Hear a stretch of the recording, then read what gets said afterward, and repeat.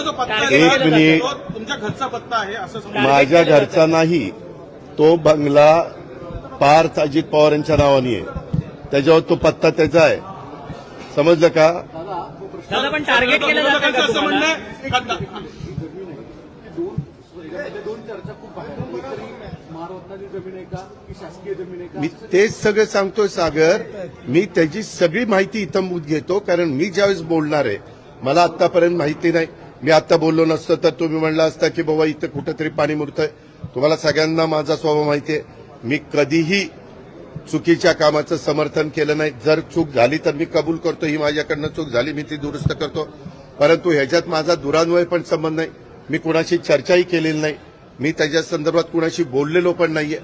मला आणि अलीकडच्या काळामध्ये ज्यावेळेस तुमच्या आमच्या घरातली मुलं सज्ञान होतात, मोठी होतात, ते त्यांचे व्यवसाय करतात. परंतु ह्याच्यात मी पुन्हा पुन्हा सांगतो, माझा दुरान्वय देखील कुठल्या अधिकाऱ्याला फोन नाही, कुणाला सांगणं नाही, कुणाला तिथं वेगळं काही त्याच्यामध्ये मदत करा अशाही पद्धतीची भूमिका नाही. मी अतिशय संविधानाला मानणारा, घटनेला मानणारा, कायद्याने चालणारा आणि इतरांनी पण कायद्याने चालावं ह्याबद्दल कटाक्षाने प्रयत्न करणारा, कायद्याच्या चौकटीमध्ये राहून माझ्या काही सगळ्यांना समजून सांगणारा असा कार्यकर्ता आहे.